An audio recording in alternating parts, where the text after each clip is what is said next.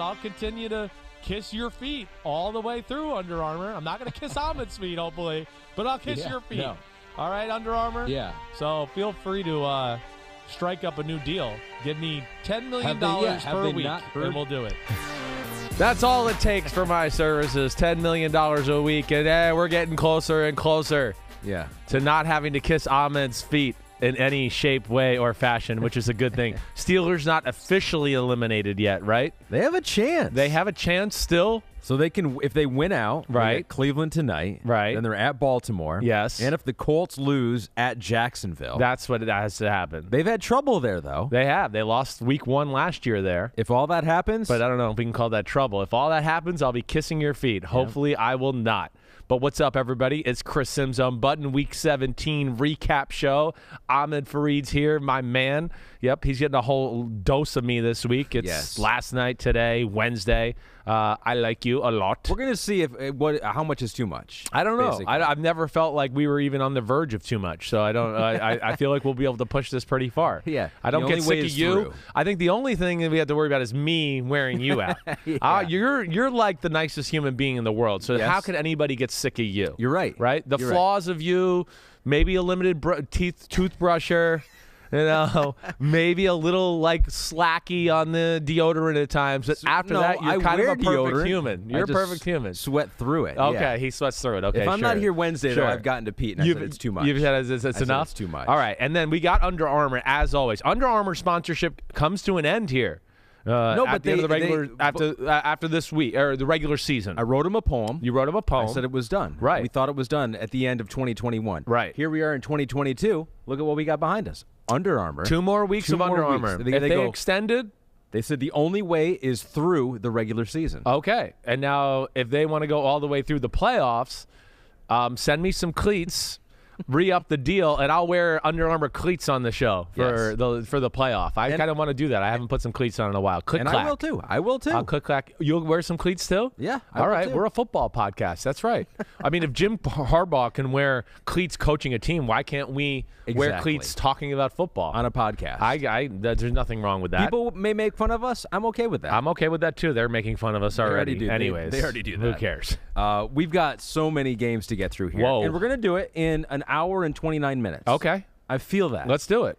Like, the people listening to this already know the time of the podcast, so they already know if I'm right or not. But I feel like we've got a lot to get through. Calling his shot into the future, which is known by everybody. But you know the promise that we make to the homies is that we'll go through every game. We give every game its due respect, even Giants versus the Bears. We'll even talk about that game. Yeah, I don't know if we're going to give it its total due respect, but we'll talk about it. But we'll start with the biggest games. We always do that. And the ones that had implications and ramifications for the number 1 seeds, both in the AFC and in the NFC. And we got a shocker in the AFC, and that's where we're going to start. Because this was the game of the day. Game of the day. This was awesome. Yeah.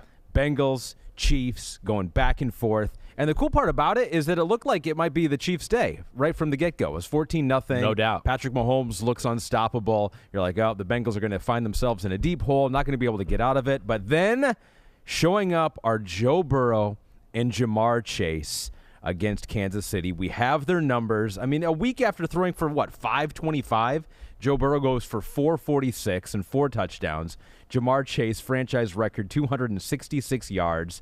And watching Jamar Chase in this game, I mean, we'll get to Joe Burrow, but Jamar Chase seems like one of the most already explosive receivers and playmakers in the NFL. I think you're fair to say that. I do. I think it's a short list when you just talk about the explosive guys. And when I mean explosive, we're talking about guys that can do what he did on that first touchdown yesterday, right? Catch a 10-yard out, stop in the middle of a crowd of people, and then turn on the afterburners and run by a whole defense. That's what I'm talking about. Or a guy that can catch a slant and go 60 yards with it. I think that's where he is special, and he's in a very limited class of people who can really do that in the NFL. I mean, amazing performance. I don't even know what to say about what they did yesterday.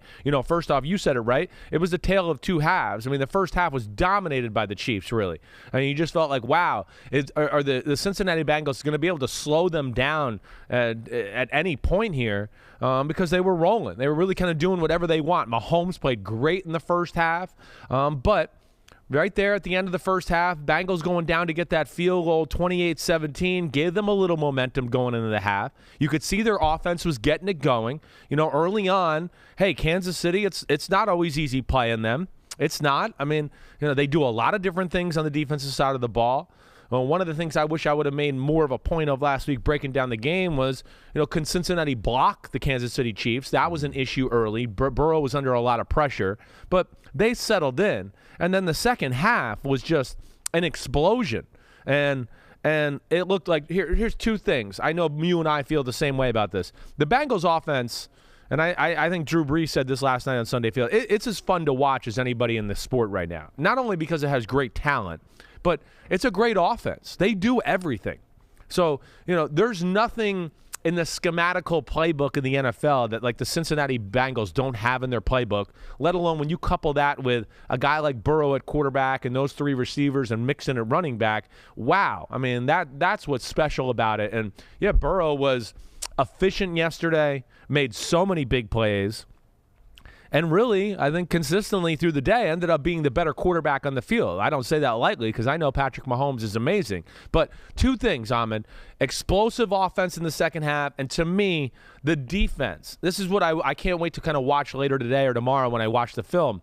In the first half, it looked like the Bengals maybe took some more chances, played some single safety defenses, which we know can be dangerous against Kansas City, and that's where I feel like they had a lot of success. The second half, I don't know if they did anything great other than it looked like they kind of got into the defense that gives the Chiefs problems at times where, hey, we're going to play an umbrella coverage, 4 deep, 2 deep.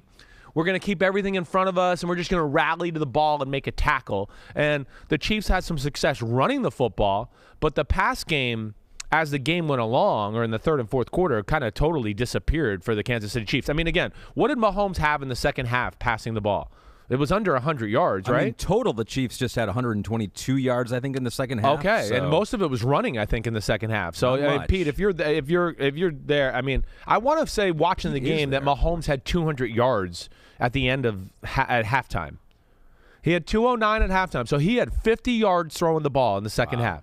They never got rolling to really press the issue, get first downs at all. And he could have had a couple interceptions, too. He definitely could. The Cincinnati Bengals defensive backs dropped a couple there, too. Yeah, so an impressive performance from the Cincinnati defense in the second half. Our friend Neil Mo 2010 says, Happy New Year from your homie in South Africa.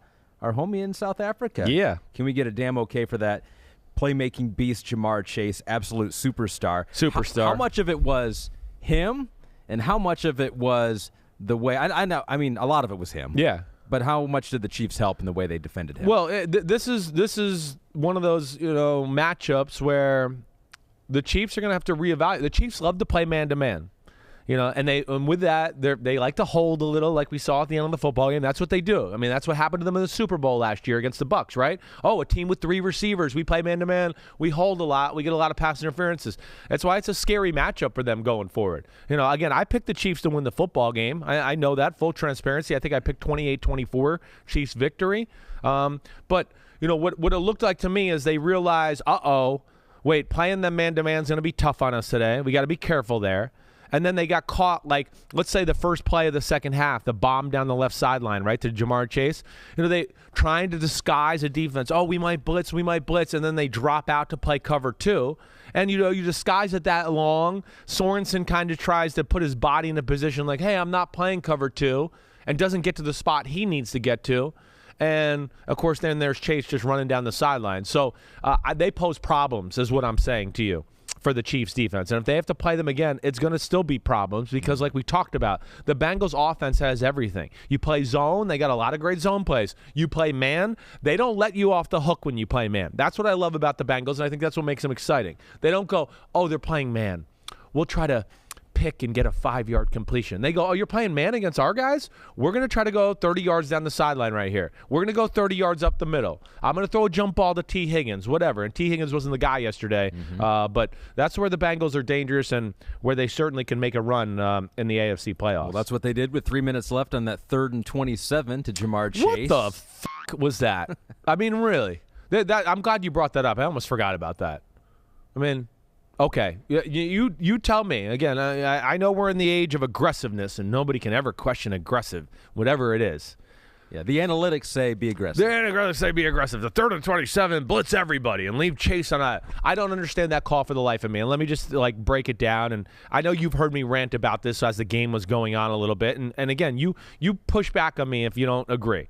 But there we are at that point of the game, right? It's a tie football game, right? We're at 31-all there, right? Yep. 31-all. There's over 2 minutes in the football game. It's 3rd and 27. They're around midfield. I'm guessing Kansas City, Spagnuolo going, I'm going to try to stop them from kicking a field goal, right? Because if they get a short completion, then it's going to be, a long field goal attempt for the Bengals to get it and take the lead. Mm-hmm. So fucking what? That's a victory.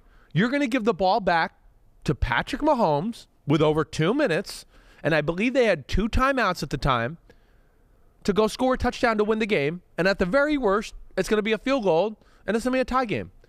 That to me is I don't understand the defensive call. I don't understand why Andy Reid doesn't just step in there and go, no big plays here. No big plays. Just let them have a 10-yard completion and kick a 48-yard field goal. We don't give a crap.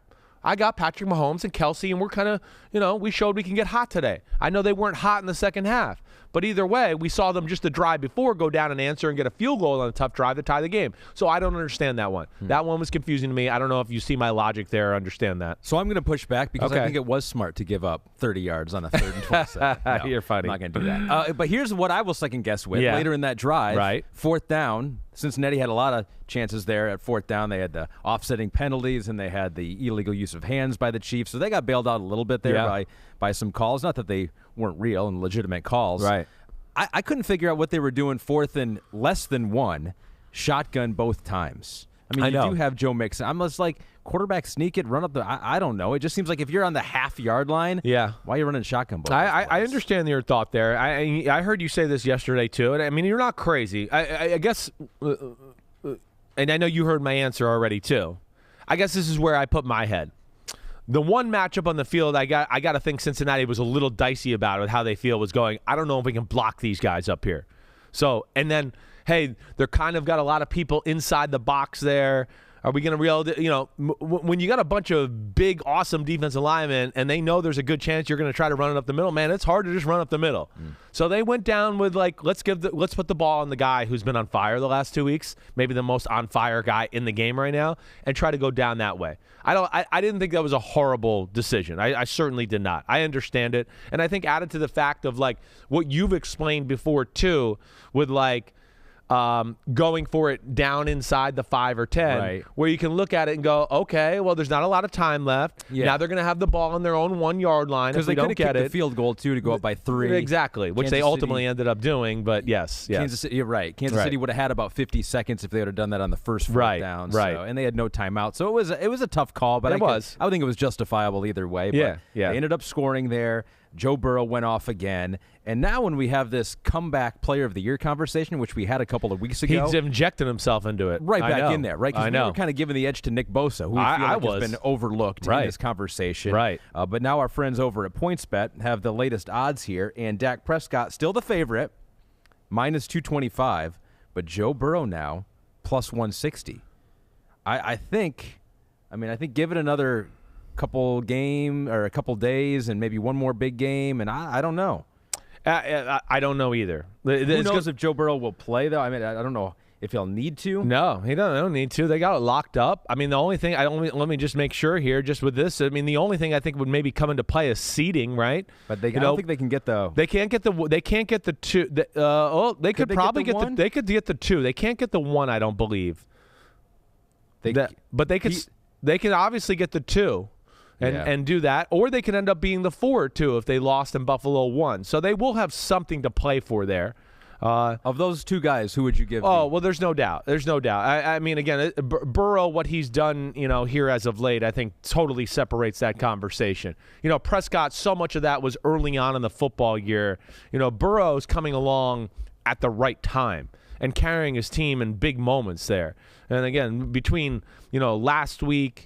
Last week against Baltimore, this game here, even against the 49ers, played very well against a team that's a top 10 defense. Bringing back, the Bengals against the Chargers when they were down 24-0, and there it was 24-22, and they were driving to take the lead of the game, and Joe makes some fumbles. No, the conversation, as much as I was going, no, it's Nick Bosa, this is ridiculous. You win the AFC North and start playing like one of the MVPs of football here the last month of the year, you close that gap significantly, and that is going to be interesting to see how this ends up now. So Kansas City loses. What would you do, Burrow or Bosa? I think at this point, Burrow. You would go Burrow. And I think if Burrow had done this earlier in the year, he'd be right in that MVP I think so, too. I do. They blew some games and had some moments where they just, let some teams off the hook. You're right. If they don't, lose to the Packers in a close one, blow the game to the Jets, you look at that. Man, the 49ers game could have gone either way. Wow, what a different year it could have been maybe for Joe Burrow and the Bengals. So the Chiefs go down. They can still get the 1 seed, though. Yeah. They got to win at Denver. Plus now they do need a Titans loss at Houston. Tennessee has put themselves in the driver's seat for the number 1 seed with the 34-3 win over the Miami Dolphins. The streaking Miami Dolphins, well, they used to be until they lost this game. And after the game, you heard very little, Chris, from Tuanon. They were not in your mentions that much. No, it's funny how they're quiet all of a sudden during that moment. Again, they just taken a week off. This is extended holiday break. It's all fun, okay? It's not personal against Tua. It is sometimes personal against the Tua supporters, okay? Yes, but either way, I'm not rooting against the guy. I'm not. But yeah, again, I think what we saw yesterday was a little bit of like what we questioned about Miami in general. Yes, it was a 7-game win streak. Had they played a really good defense throughout the streak? I don't know. Had they played a really team that was a complete football team throughout that streak? I don't know. And I'm just not trying to take away anything from them as far as what they did, But yeah, they were fortunate to get some quarterbacks that were hurt, some teams that were, trying to figure things out. The Giants, the Panthers, the Jets. They had, Joe Flacco in that week, right? The Saints, it ends up being Ian Book. So they were fortunate with the way the schedule laid out. But the big thing was yesterday, they played a team in the Tennessee Titans who, other than that losing streak we saw a few weeks ago, don't really turn the ball over or mess the game up. So the Dolphins defense couldn't take advantage of those opportunities. And then that did what, Ahmed? It put the onus on the offense of the Dolphins. And can they consistently execute and move the ball against a really good defense in the NFL? And what you saw there yesterday was no. They're not a great O-line. They're not a great running game. And, again, Tua's not the kind of guy that's going to carry the team and go, watch out, I'll throw lasers and make plays here today. That's just not who he is. He's never going to be that guy. And kind of their issues as a football team were exposed yesterday. So back-to-back division titles for the Titans now for the first time since they were the Houston Oilers. Yeah. And won 3 straight AFL East titles back in 60 and 62. So Mike Vrabel's got them right back there. You watch out for a number 1 seed. And they just run the ball. It doesn't matter against who. A good defense with the Miami Dolphins. They had 198 yards rushing, 132 of those from I was surprised by that. Yeah. Well, here's the thing, too. Yeah. And I was looking at next-gen stats. Yeah. I was going deep dive into stats, which I know you like. You deep diver. Foreman faced 8 in the box 62% of the time, second most in the NFL this week, and they still ran over. They're again, you maybe have heard me joke about this a little bit before, like, what did we do in the NFL before the RPO? How did we make the run game work when they had an extra guy in the box and we couldn't throw the ball? Oh, that's right. We figured out ways to go, well, we'll leave a guy really far away, the farthest guy away, free. Or we'll leave a guy free and go, all right, running back, you got to make this guy miss 5 yards down the field now. I mean, how dare us? Whoa, how did the NFL exist without the RPO? This is where they are special, Ahmed. They are. I mean, they're really well coached. That's why they're going to be a bastard in the playoffs here. It's situations, Mike Vrabel, the details of how their offense and defense play are very special. Their offense and defensive line will match up against any in football. They're never going to be overpowered or overwhelmed by anybody. And yes, that running game, it's real. It's real. It really is. I did not expect that yesterday. I didn't think that it was going to be a running day by the Titans. I really thought it would be the Dolphins are going to take away the run. They're going to put some pressure on their corners to stop the pass, and you might see Tannehill and company make some big plays in the pass game, and it wasn't exactly that yesterday. They did blitz Ryan Tannehill 68% of his dropbacks, and he was 7-12, 62 yards, touchdown on those plays. So it was a revenge game for Ryan Tannehill. He underplayed that. Well, he's not stupid. And again, that goes back again to they have a plan always. I think I said this last week during the Wednesday podcast, and I know you weren't here, but we broke down the game a little bit, or maybe it was with Flory in the picture. I just said, listen, this all-out blitz Miami stuff, it's not going to be the Titans will have a way to attack it. They're not like going to just go like the Ravens and go, oh, Lamar will make a play and run out here and just find something to happen. They're going to have something tried and true and tested that they know works against those defenses. And Tannehill, again, it just speaks to it. Understands what he's supposed to do. He's coached well, executes it. Again, if they get A.J. Brown continuing to get healthier and healthier, if they can get Julio Jones back. What about Henry? Henry has a chance. People talk. I don't know how much that is. But all I'm saying is even if he doesn't come back, like you said, they can run the ball on just about anybody. And I would have a hard time thinking that they're not going to be a tough out in the AFC playoffs. Don't give them the 1 seed yet, though. No. Because they did lose to Houston back in Week 12. Yes, and a monsoon where they absolutely controlled the game but really had some stupid bad turnovers. That's kind of when they had the disease there for that 3 weeks, right? Yep. It's like they beat the Rams on a Sunday night football game because Stafford had the disease.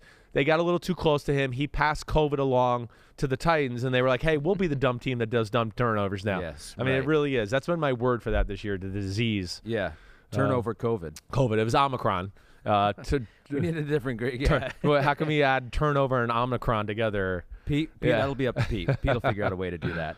Big win for the Titans. Big loss for the Dolphins. The Dolphins are like cryptocurrency for me. Yeah. It was like one of those things where you're like, wow, maybe I got to invest. Maybe they are good. Well, and then all of a sudden we saw this. They went to 0, and you're like, of course. I should have never believed in that. Why did I believe in that stuff? And they've never made any sense to me anyway. I'm a believer in the future of the Dolphins. I am. Okay. Tua or not, I am. I don't care. I mean, even with Tua, I'm still a believer. I'm not going to sit here and just let online hate skew me from they can do this with him the right way. Yeah, they need to improve the offensive line.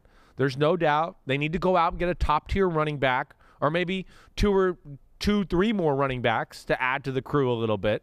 But I think they got a real good base for a team to be successful into the future. Yeah. Again, I mean, I love what Chris Greer and Brian Flores have done. You look at what they've done, I think, in the draft, free agency.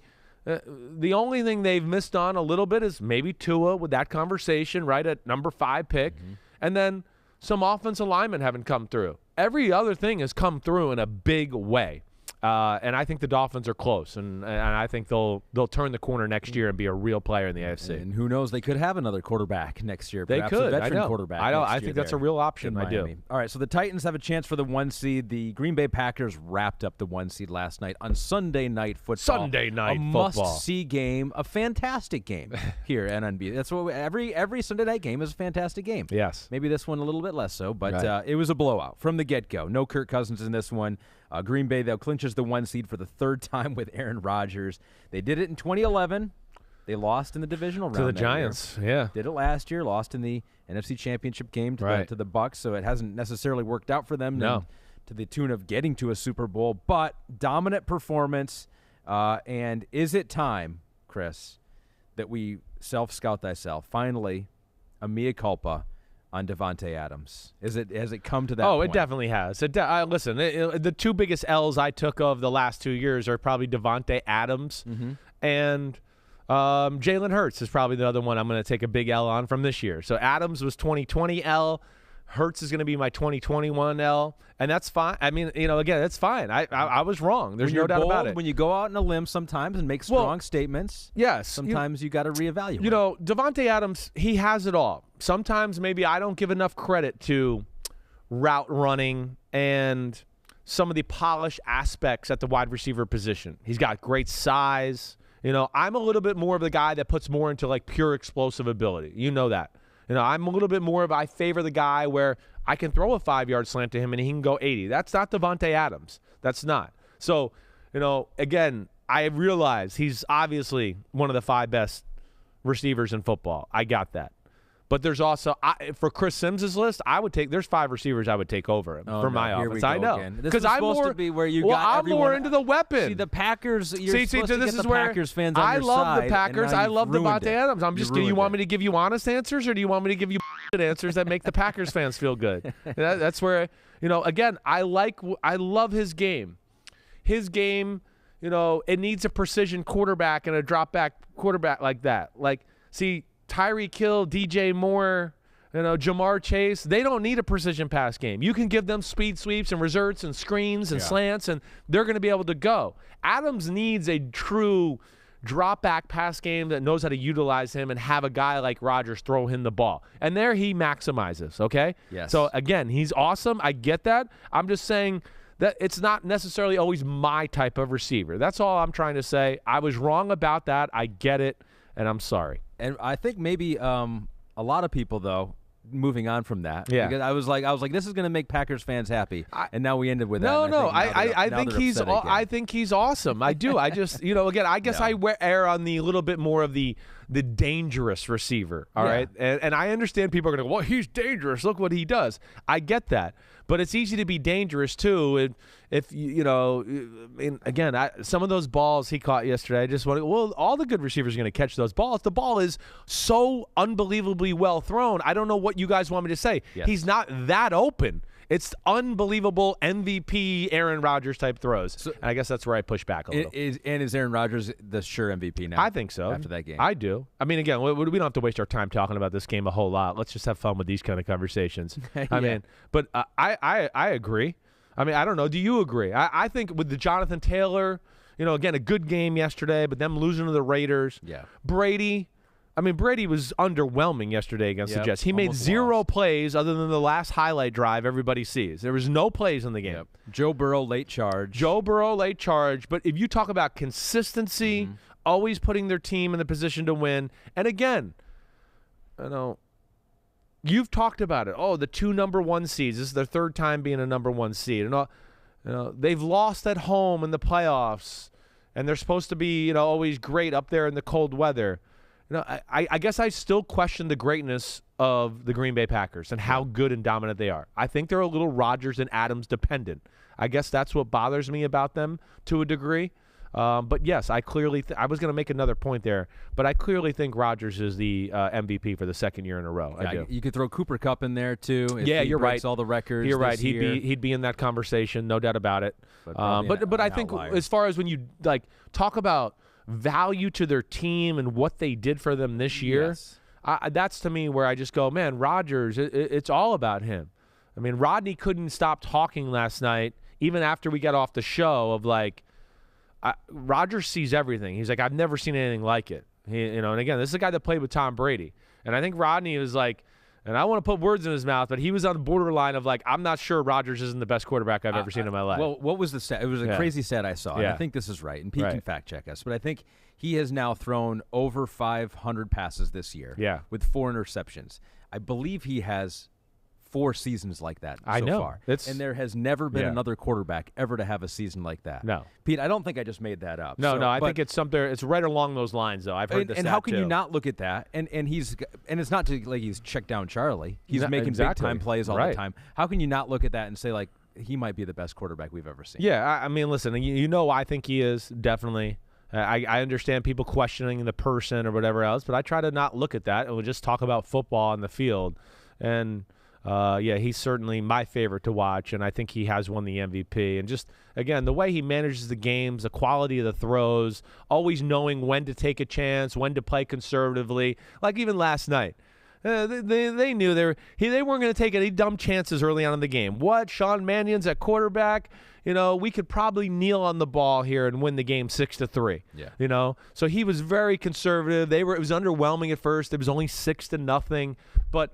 Yes, again, I'm going to go back to that. I just don't know how dominant they are. And I think the point I was going to make was, that's why I think we've seen them lose at home in the playoffs at times, because I don't think the teams are really as good as we think they are.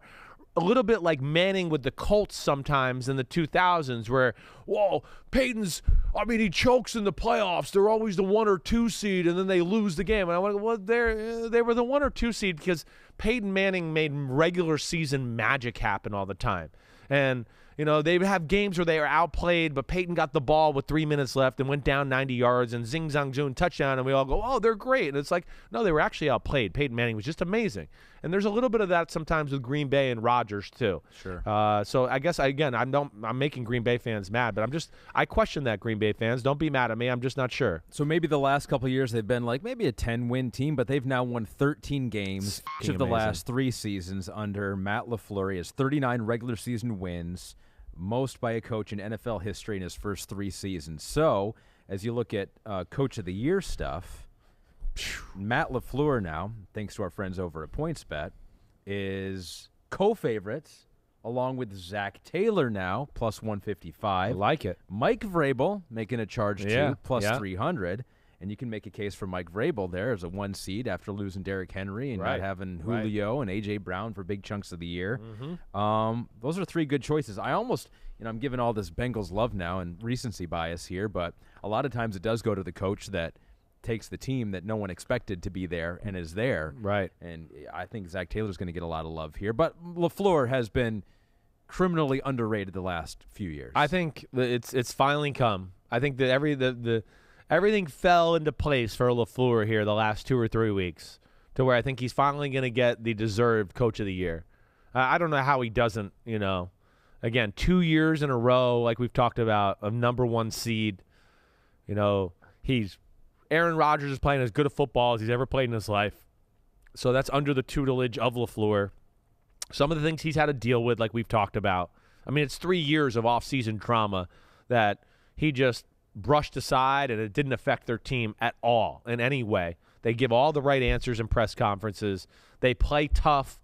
He understands how to manage games. Again, that's why I think they are where they are, is because they manage games and do the things the right way always. They never waste plays. Him and Rodgers, they're just a great combination that way. I think he's won it this year. I think it's official.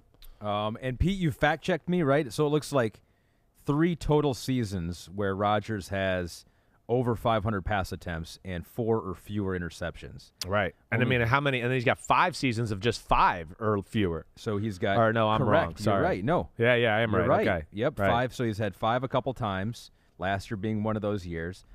Sam Bradford's also in there. 5 interceptions back in the 2016 year with over 500 pass attempts.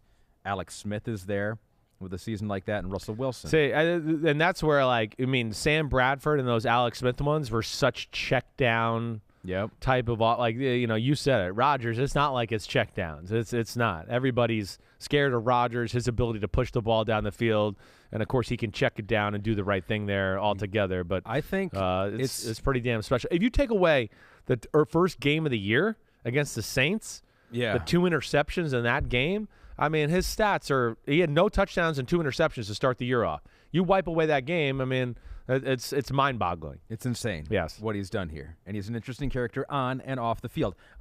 Last thing, Vikings, they're eliminated. Mike Zimmer. Yes. You think I think it's run its course. I think it's run its course. I do. I have a ton of respect for Mike Zimmer. I certainly wouldn't be mad at the Vikings if they kept him. I wouldn't go, "Oh, that's just ridiculous. How stupid are they?" I mean, again, I think they were a good team this year, a good team that was, I'm saying that the wrong way. I want to say they're I think a barely above average team that because of Zimmer, we weren't sure if they weren't good or not. I guess that's what I'm trying to say. I think he's a little bit better than people give him a little, they don't give him the respect he deserves, I guess is what I'm trying to say. But I do think we've gotten to the point there where, hey, it doesn't matter who you are. Great coaches, whatever. I mean, we saw Andy Reid with the Eagles. Sometimes it's just, hey, the run, it was a good time there. Did a lot of good things, but it's time to move on for both sides. He could be a defensive coordinator anywhere. Who knows? Maybe he gets another head coaching job. Yeah, who knows? But one guy that he's not that high on is a quarterback they drafted. I heard this. So Kellen Mond came in for 1 series, and then they took him out. Mannion had hand cramps, I guess. That's why he came in. And so here was Mike Zimmer when asked, if we have it, on if he's excited to see Kellen Mond play in their final game of the regular season. Do you think you want to get a look at Mond next week? Not particularly.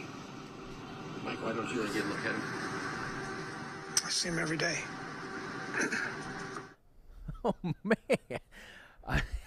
I mean, that is a coach that just It's a little harsh. I mean, he just doesn't like that. I mean, Well, how can you look at that and say like, oh yeah, he likes Kellen Mond? Well, I see. This is where I'll push back a little bit. Don't always take it so personal about Kellen Mond or the player he's talking about there. To me, I think he's more talking to the media in a way there to just be like, no. First off, I'd like to win the last game. I don't know what it means for my career. Right. So Kellen Mond doesn't give us the chance to do that. Kirk Cousins could be back. And he's also saying wait, I see the guy in practice every day. He's not ready for this. I think that's what he's saying to me more than anything. I don't think it's like an indictment on Kellen Mond's future. You were higher on Kellen Mond than most. Yeah, right. Does that worry you though? Not really. It does not worry me. Not particularly? No, not particularly. It does not. It does not worry me. Again, with all these guys, it's still early in their careers, all of them. Let's not write their futures yet. Whether it's Zach Wilson, Trevor Lawrence, Justin Fields, any of them. Let's see where this goes a little bit. But, yeah, I think that was more of a answer to the media. Like, no, I see him every day, and he's not ready to play last week, and I don't want to see that. I'd like to win my last game as a Vikings coach. I took it more like that. You were also very high on Kyler Murray when he was coming out in the draft, #1 pick, and he got a win at AT&T Stadium, a place where he is 8-0 now as a starter, dating back to all his playing days growing up there in Texas. He gets a win over the Cowboys, made enough good plays in this game, and that Arizona Cardinals defense making enough plays to stop the Cowboys. This was a big win for Arizona. Huge win. I think they needed this. They needed to go on the road, prove that it wasn't just a mirage how they started this year. I mean, of all the wins this week, and that Cincinnati one was obviously huge, but I think to prove to themselves that they're still legit and belong, Arizona needed to win this game. I think so. I think that's exactly what it does. It just gives them, again, hey, last week of the year, they got to play the Seahawks. Hopefully they'll win that football game. But I think the bigger picture thought is like what you said. No, hey, if we do got to go on the road, we can beat playoff caliber teams on the road in games that they're trying to win, like the Cowboys were yesterday. As much as Kyler Murray and the offense did some good things yesterday, I thought the Cardinals defense was really the star of the show. I do. The fact that, again, we saw the Cowboys offense kind of sputter once again, like we've seen here a few times over the last 6-7 weeks, where really could get no rhythm moving the ball really through the first 3 quarters of the game. I mean, just, again, it was few and far between. Oh, hey, it was a good, 15-yard completion, and then it was first down, second down, third down punt. There was just a lot of that. No run game to talk about. Yep. The Cardinals seemed like they won first and second down a lot, and then it got into what I've told a lot of people about was, third downs, the Cowboys. I know you've heard me say this. I do think they're a little basic in their passing game and their offense. I think they are. I don't think it's all, even though they're talented, unlike a Cincinnati who does every play in the book and has it all, I look at Dallas at times and go, oh, it's pretty basic. I mean, it's basic. And for a coach like Vance Joseph, who's got some talent to play around with on that defense, I felt like they were all over some of the Dallas stuff, just at the look of it. Again, I could be wrong, and I might come in here on Wednesday and go, oh, no, Dak Prescott, there's people open everywhere. He missed it. But he certainly looked like he was confused by what he was seeing throughout the majority of the day until the fourth quarter where they started to press the issue a little bit and started moving the ball. Yeah, Ben Netwig says, damn okay to Vance Joseph and the Cardinals defense without 2 of their top 3 corners, linebacker, and defensive lineman held the #1 offense to just 22 points. Dallas had just 2.6 yards per carry, despite the Cardinals' run D being a little shaky the last few games. It has been. Zeke, a career low, 16 yards. And so, and they lost Michael Gallup, unfortunately, in this game. I know, on a touchdown catch. Yeah, an ACL injury. Yeah.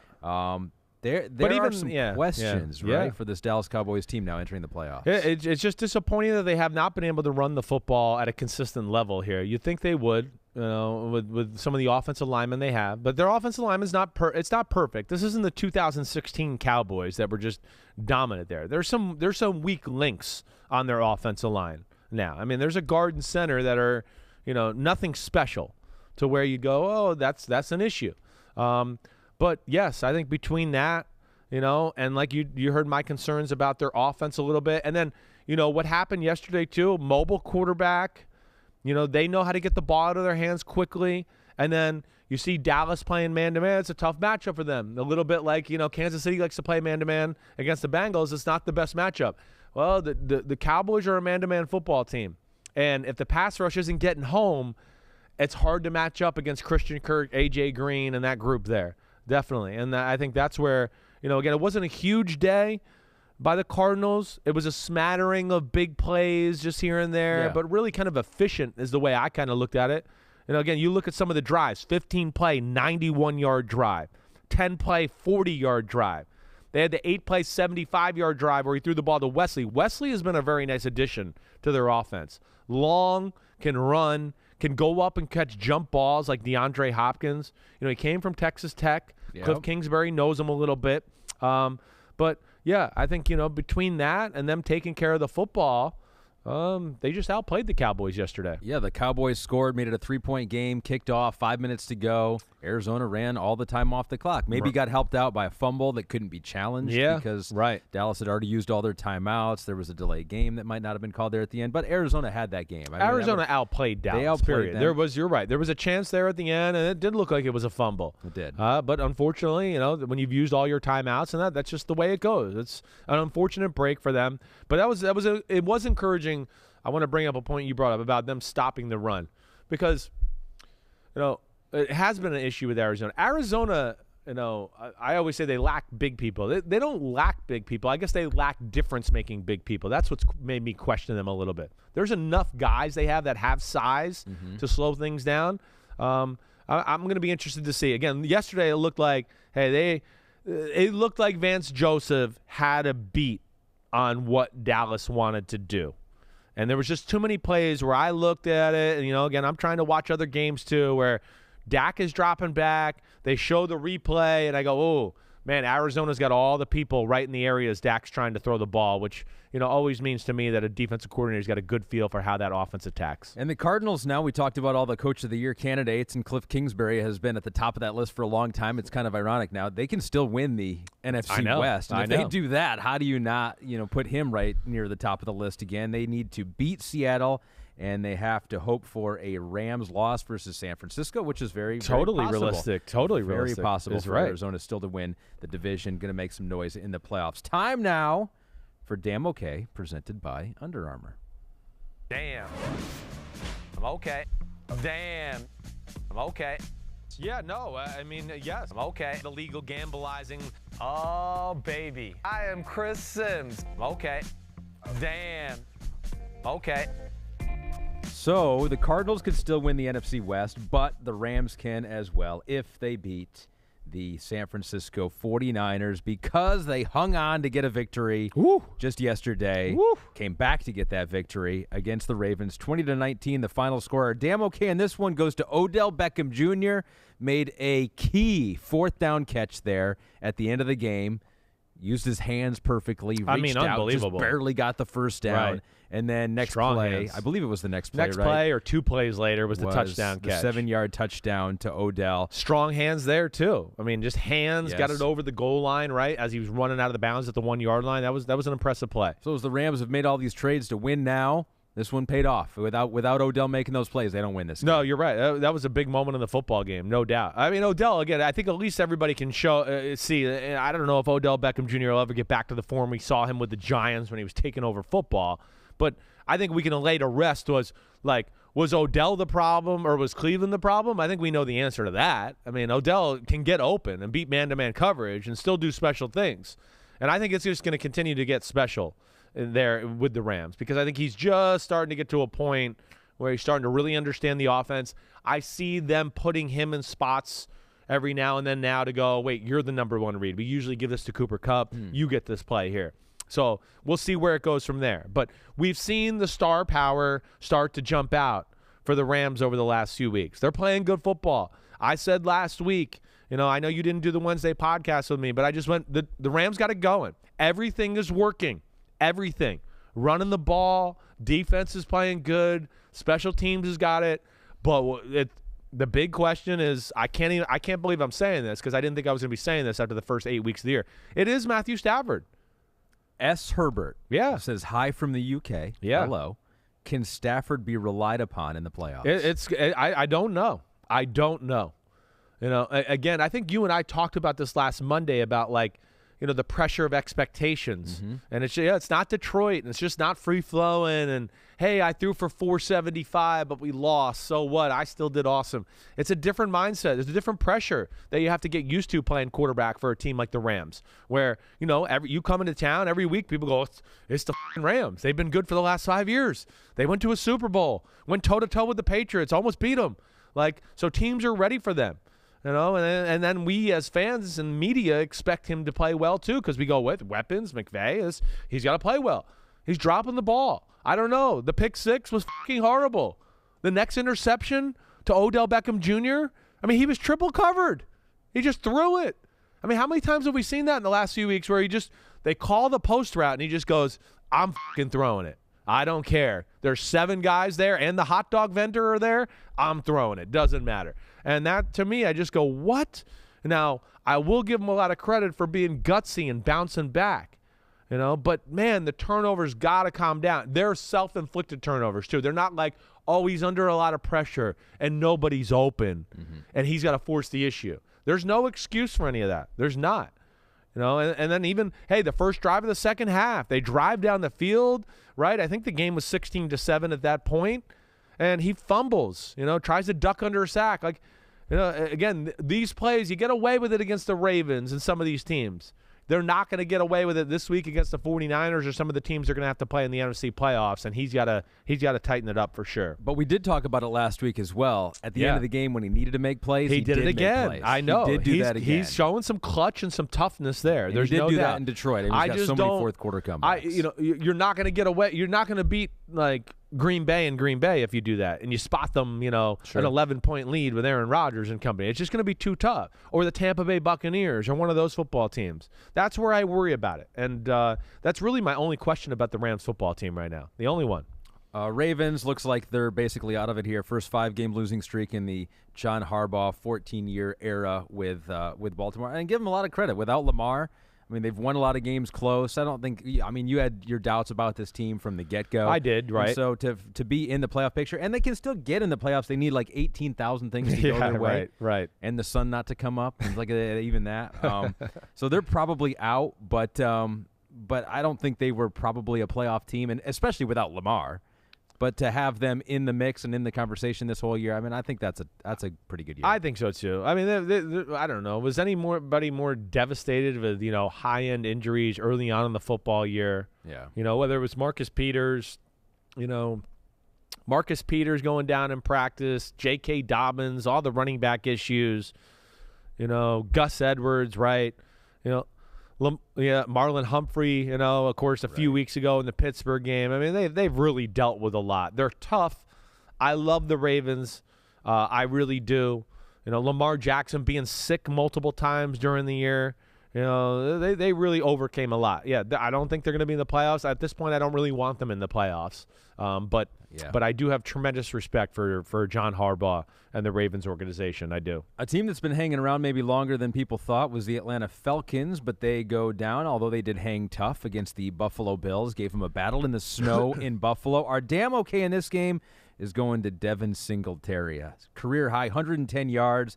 And Chris J.K. says, do the Bills have a run game now? Why not use it from the get-go in snow or wind games? I know. We'll see. I hope they have a run game. Now, again, this is not necessarily like the fearsome foursome of the Atlanta Falcons run defense, all right?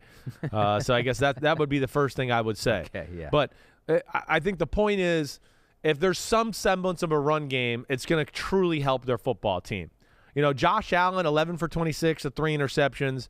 I know it looks crazy, but it also, I mean, they were up 14-5 or 14-2 because of Josh Allen, too. He was making some unbelievable crazy plays. You live and die by the sword. First interception. What I'm trying to say here is Buffalo was the better team on the field all day long. I really never had any doubt about that. Josh Allen throwing the interception when they were up 14-5 down in the goal line area. I think they were on the 10 or 12-yard line. Hey, yeah, that's where it's a fine line. He's made magic up to that point, and then that happens, and then Matt Ryan hits a big pass to Pitts and kind of gets him in position, and then all of a sudden it's like, whoa, the game changed a little bit here. And it seemed like Buffalo was, you know, reeling for a few moments there, but in the second half, got control of the football game, and just not enough weapons and things for Matt Ryan to really, control the ball, move the ball on the Buffalo defense. And, between Allen just making a few unbelievable throws in their run game, the second half really was theirs. Kyle Pitts had an awesome play early in the game. It was a 61-yard play. Where that was right after the interception. Yeah, it was amazing awesome. play. And then he got hurt and wasn't the same after that. Yeah, so, that hurt them, no doubt. Maybe the funniest play of the year was Matt Ryan getting a taunting penalty on what turned out not to be a touchdown Was run. that unbelievable? I forgot about that. I mean, just Matt Ryan getting a taunting penalty is funny enough. That's where they kicked the field goal, right? So it was 14-2. It was that same drive Pitts caught the pass, right? I don't think – no, this was later. It was later? In the game, yeah, where Matt Ryan went in for what he thought was a rushing touchdown, taunts, right? You're right, taunts. They look at it again. They go, you didn't get in. You decided to go down or you give yourself up at like the 1.5-yard line. Right, so they called him down at the 1, but now you still have the taunting penalty because you thought you got in. Right. So now you're like at the 15. I believe they went for fourth down there and ended up not scoring at all. Was it later in the game? It was later in the game. I saw it all happen. Yes. I just can't remember what the context of the game was at that moment. Yeah, but 6 minutes left in the game, and that was it. Wow. Yeah, no, that teaches. That's where sportsmanship matters, you know? I mean, you can make the argument that once you rule that you didn't get in the end zone, the taunting should be wiped away, right. But it would be like the same thing as like unnecessary roughness. That would still count. It's just a post. It's right. It's a post. It's a dead ball foul. That's right. So it doesn't matter what the hell happened before. You get that no matter what. And, yeah, Matt Ryan, again, he's not one of the 8 or 9 best quarterbacks in football, but damn, there's another guy I do want to say I have a lot of respect for the way he plays the game. He really does. He gives them a fighting chance in Atlanta almost every week, the whole year. He's another guy, doesn't waste plays, sneaky in the pocket, makes a few big plays with his arm every game, just has great feel, is a great player. I don't classify him as a superstar anymore, but man, still playing really, really good football and got a lot of good years in front of him. So the Bills get the win. They have won all 10 of their games by double digits. They've been when they win, they win. 5 games in the one-possession games. So, yeah, when they win, they win. They did again against Atlanta. And when the Patriots played the Jacksonville Jaguars, they definitely won. A 40-point victory, 50-10. And we're giving our damn okay in this one to Christian Wilkerson. Had you ever heard of him before this game? 2020 undrafted free agent. Yeah, I know. Entered the game with 9 offensive snaps over 2 seasons, and then comes in this game, 4 catches, 42 yards, 2 touchdowns on 60 snaps, playing because N'Keal Harry was a healthy scratch. He's in the doghouse. I guess for some of the things he did last week, dropped the pass, that would have gave them a big first down last week at one point. I don't know what else he did, to put himself in that position. But, come on. That was an ass whooping yesterday. What else do you want to say? That was like you got the Patriots angry, pissed off after 2 weeks off.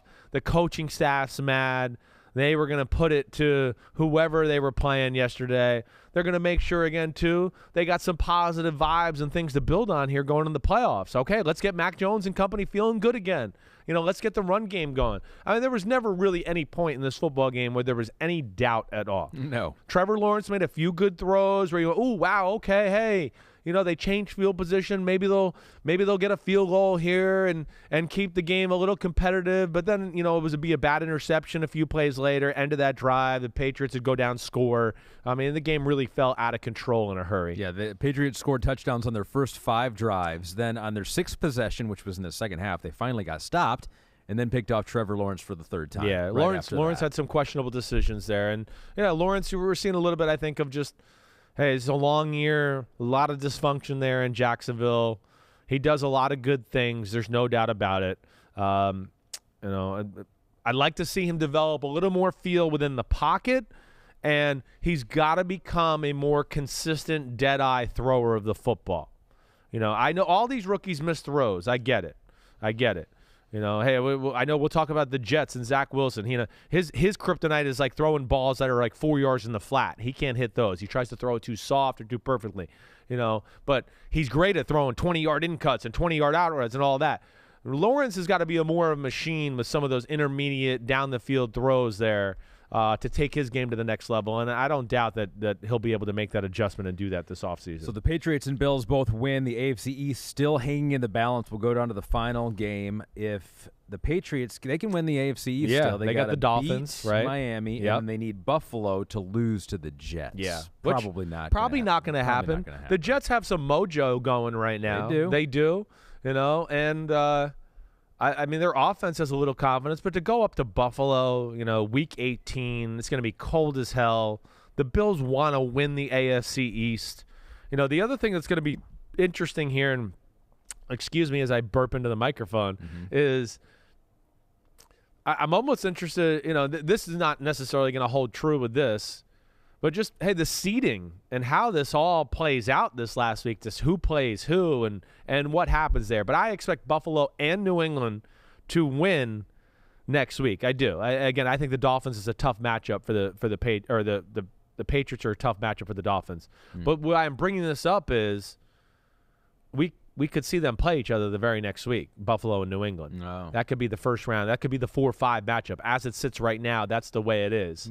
I know, which is I don't think either one of those teams actually want to play each other this early on in the playoffs. They go, you again? Oh, yeah, great. right? Jeez, you know all our tricks. You know everything we like to do, and you know how we coach things, and that's where that would be an uncomfortable matchup for either team. Speaking of the playoffs, the Colts and Raiders trying to get in there. This was a key game for a couple of bubble teams, and our Damn OK goes to the winning quarterback, Derek Carr. Tripod 2X says Damn OK Derek Carr for having his 29th game-winning drive. He goes kind of an odd stat just because it means he bailed out his crap defenses he had around him for 29 times. But in the fourth quarter, he was 8 for 10, 111 yards, using Hunter Renfrow, finding him for a couple of key crucial plays. One of them a touchdown, one of them got called back and ended up. That was an unbelievable throw and play, though. Great throw. I mean, on a third down, too. Third down, moving in the pocket. I know Derek Carr is not the MVP of the league, but, man, he is such a steadying force for a team that needed it this year. He's been awesome. No doubt. A little bit like the younger version of a Matt Ryan where I go, okay, yeah, he's not a superstar. It's not one of the 5 or 6 or 7 best quarterbacks in football,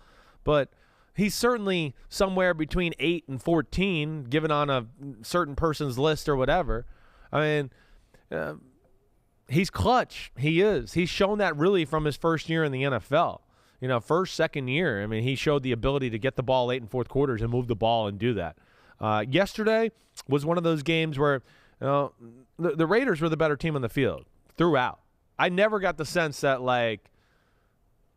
the Colts are outplaying the Raiders. I know we got to a point where it was 17-13 Colts, and we go, oh, wow. But, man, even through some of that, I just looked at it and went, Carr had 2 pretty bad interceptions. I mean, the one in the third quarter where he doesn't see Darius Leonard on the crossing route, that was a bad one. I'm blank. Oh, the first one, we're kind of in control of the football game, just threw up a go route.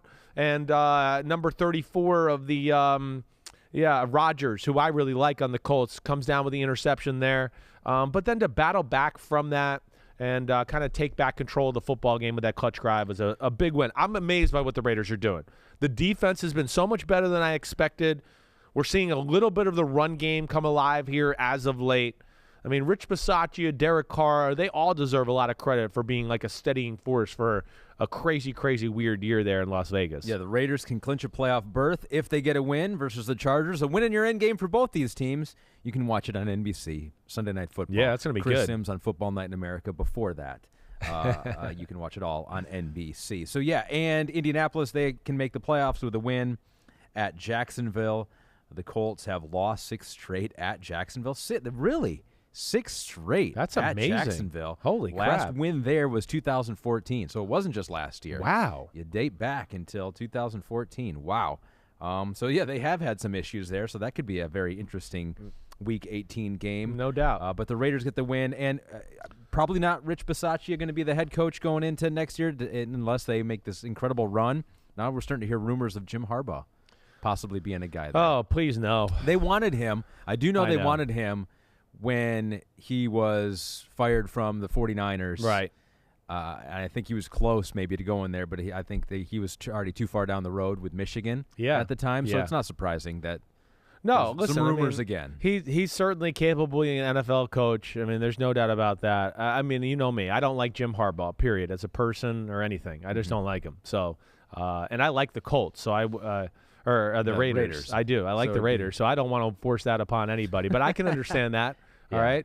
I can. I do think, like, listen, I think I don't understand why Rich Bisaccia is not being a little bit more infused in the conversation, at least, for being the head coach. I mean, what's not to like so far? I mean, guy knows how to manage the games, manage situations. The team's played tough. Yesterday, this is where I wanted to get to, and I kind of would drop the ball there as I was explaining. I mean, we talked about this last night. I mean, the Colts really never got any mojo going on the offensive side of the ball. Got to give Gus Bradley some credit, the D coordinator of the Raiders. I mean, the way they're playing. Mm-hmm. They're not extremely talented up front, especially the D tackle position. But, never let Jonathan Taylor and company just totally go off yesterday. In fact, it took the Colts run game a little while to get going. And that's where I want to go back and watch the game to go, was that a Colts issue, or did the Raiders stop that from happening? I kind of got the feeling early on. I was like, man, I feel like the Colts are throwing the ball too much. Yeah. Why are we not running? The offensive line's healthy. What are we doing? I know the Raiders are playing an 8-man box, but sometimes you got to force the issue when that's your best thing to do. But, the out-of-bounds kick out-of-bounds kick by Carlson when it was 13-3, right before the half, gave the Colts the short field to go down and score a touchdown. Yes. And then the first drive of the second half, where Carson Wentz throws a horrible decision, sprinting to his right, throws the ball up, gets tipped around, and gets caught for a touchdown. Yeah. I mean, those were their two offensive scores. Raiders could have won by more. That's what I'm trying to say. Okay. Is I felt like it was a little fortunate for the Colts that they were even in the game, but then there they were with a chance to win the football game in general. And if the Raiders win next week on Sunday Night Football, they'll be going to the playoffs, but they got to beat the Chargers to do that. Our damn okay goes to Justin Herbert, who helped beat the Broncos 34-13. Herbert, 35 passing touchdowns this season, passing the great Phillip Rivers for the franchise single-season record. He just continues to deliver and deliver and deliver against the Broncos defense that was pretty good. Yeah. And now he's one win away from going to the postseason. Yeah, Broncos defense that was pretty good, but there's only so long you can hold down the fort, when Herbert and the Chargers are at home and your offense is doing nothing to kind of keep you in the game or help you out that way. Drew Lock did go out of the game for a period of time, but that was a game yesterday. It wasn't necessarily pretty, but another one where I would just go, the Chargers seem to dictate the flow of the football game really from the get-go. And Herbert, I felt like every time I looked up, it was, a 10-yard completion, a 15-yard completion. I know he had the big pass down the end of the game when the game was kind of already in control to Mike Williams. But, yeah, I think this was just an all-around kind of domination game from the Chargers. Herbert had a good game. I wasn't like, wow. They ran the ball. They played defense. Had good field position for a good part of the day, and just were clearly the better team on the field. It's over for the Broncos. They kind of knew that going into the game. Yep, it was officially over after the Chargers beat them. So the Chargers eliminated the Broncos, Dolphins, and Browns with their win. Dang. Wow. A 3-shot. Bam. With one win there. Yeah. Drew Lock was the quarterback in this one. He's had a pretty rocky. What did he go out with? Here. That's what I wasn't sure. I don't remember numbers. hearing exactly what it was where he went out. Again, the Broncos have a lot of pieces that you like. They do. They're obviously going to have to find a quarterback. But defensively, some better players on their front seven. I don't think the Broncos are far off. I don't. But they just got to figure out how to fix the quarterback position. Because there's a game yesterday where, they lost 34-13. Their defense played well and let them hang around enough to okay, offense, come on, get us back in the game. Even with how bad the offense was, we were sitting there, it was 20-6, and you went, okay, well, maybe they can make something happen. And then the Chargers returned the kick return to go up 27-6, and that was kind of like night-night. It's all over from there. But I still am a believer in Vic Fangio, and that's a really good secondary he's got. And Bradley Chubb next year, hopefully he can be healthy. They add a free agent or two and a draft pick to that front seven. That defense can be special. And it's the same thing with the offense. I mean, the O-line got it going finally this year. We know they have weapons if they can stay healthy. To me, they're a team that's not far off looking at the 2022 season. All right, team to watch for next year. You'll have plenty of time to talk about that Chargers-Raiders game as the week goes on. But we want to remind everyone that we're supported by Under Armour. That's right. And just like us, Under Armour wants to give you an edge, Chris. They are focused on performing better and taking their game to the next level, just like me and Ahmed. Everything from running shoes that propel you forward to hoop shoes that give you that insane grip. They even make hoodies that reflect energy. We're not just about the end result, winning or glory. Under Armour is about the hard work, the dedication, the cycle of training, competing, and recovering. We give you advantages, but not shortcuts. The only way is through. Might have been our best one yet. So good. I mean, how can they watch that and go, we'll be done at the end of the regular season? I know. They can't. Come on. I want to wear some cleats on the show, too. Let's just do that. Click, clack. I haven't read this. We have a poem in here, Pete. Is this Tomas Pena or Pena? Pena, right? Is it? He goes. He complimented us last time. He goes, "Great job getting it right." And now I can't remember which way it was. So I've said it both ways. Sorry, Tomas. All right. So he goes, "My last poem of the season and final appeal to Under Armour." Chris, do you see this here? Do you want to read it? Oh, okay. I'll do it. Okay. My last poem of the season and final appeal to Under Armour. Did you already say that? I already said that. But Okay. I'm going to say it again. Under Armour might leave, and this really sucks. Ooh. But I want to believe they will keep the big bucks. Yeah. It is not just an ad if what you say is true. Uh-huh. We want to repeat so bad. The only way is through. Oh, This fucking guy is Tomas. talented. I like it, Tomas. Well done. Well done. Competing for the poet of the pod. Yes, he's yours competition. What do you do? All right, our requiems are coming up. We'll see if I can beat Tomas's, but that's going to be tough to do. Time now for Give Me the Headlines, presented by Hyundai. We got, how many games we got in the headlines? All right, we got newspaper headlines for 4 games. We'll begin with the Buccaneers beating the Jets in New York. Closer than we thought. 28-24 was the final score. Jets had them there for a long time in that game. What's your headline for this one? We're going streaking. There's 2 reasons for that. Okay. The first one being Brady is what now? 12 straight wins for rookie quarterbacks, and it's 9 straight wins versus the Jets. Yep. All right, so he's streaking. Yep. But to the more important streaker of the afternoon. Yeah. I mean, did you see that? That was really cool what Antonio Brown did. He was he was trying to lead the Jets fan base to go streaking through the city of Manhattan. He's like, let's take our shirts off together and run over the George Washington Bridge, or you can go through the Lincoln Tunnel, whatever direction you want, and let's meet in Manhattan and go streaking. Yes. Go streaking through Broadway. Be a fun thing to do. I mean, what a team guy that guy is. He's just thinking of everybody always. Kel Craig says, self-scout thyself to Antonio Brown for opting out of this game and his career. Damn the media for creating drama with Brown. I mean, this is crazy. I mean, like, he is living in an alternate reality. I mean, clearly he's playing a different game than the rest of us. He's tweeting after the game. He seems to be enjoying it all the way through. I mean, the things you've seen, the videos, seems like he's on top of the world. What a weird situation. Bruce Arians wouldn't talk about it after the game. And the crazy thing is that without Godwin and with some injuries, Mike Evans back, but, the run game and Fournette, and I think Jones went out in this game. Yeah. I mean, they need weapons. Yeah. They needed them. They needed him. And he's gone. No, I mean, I've never seen anything like it. I know we talked about it a little last night, but I mean, again, just to let it kind of settle here 24 hours. Nothing I've ever seen like that in my life. I can't wait to get the story. And trust me, when I get it, I'm going to tell everybody. I can't wait. So, a guess. Well, like Arians let's take a guess, yeah. So Arians was saying I forget who exactly reported this, but that Jay Glazer, that they wanted Antonio Brown to go back in the game. Right. And Antonio Brown was like, no, I don't want to do it. Oh, I'm guessing he was mad at that point because maybe he was not getting as many balls as he would like. But I think he had like 5 He had or 6 3, I want to say 3 catches, 5 targets, I want to say at the time. Maybe I'm wrong. I need to go look at it. Look at it midway again. through the third quarter. Yeah, right. But maybe he felt like there was plays not being called it was 5 targets, 3 catches, 26 yards, and one of those completions was 21 yards. Maybe this is where I'm going to put myself on the line here. Okay. I'm going to say, because I know this came out during the fake vaccination card thing, he had incentives to make a lot of money these last 2 weeks of the year. Yes. Like certain catches, yards, they meant like $300,000 and $500,000 to him. I'm going to play the angle, I'm just total guess here, that he started to feel like they were going to make sure he didn't reach some of those milestones to cash in on some of those incentives. That's what I'm going to play. And that's where he got pissed.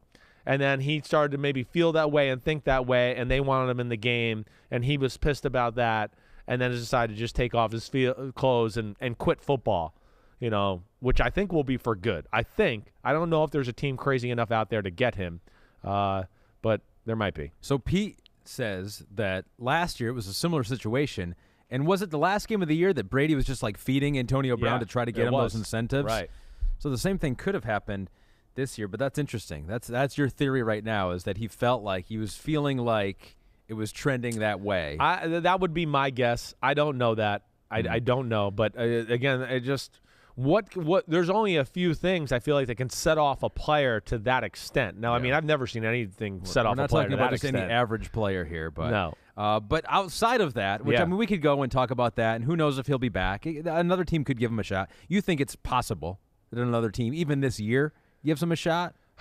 Seems unlikely. I think it's unlikely with that type of exit. It's one thing maybe if he got to force himself out of town like in a quiet way. Right. That's going to scare teams. Like, yeah, I brought up teams like the Kansas City Chiefs. I think you heard me say them last night. They're never afraid to take on a personality like that. You know, Andy Reid's got unbelievable people skills.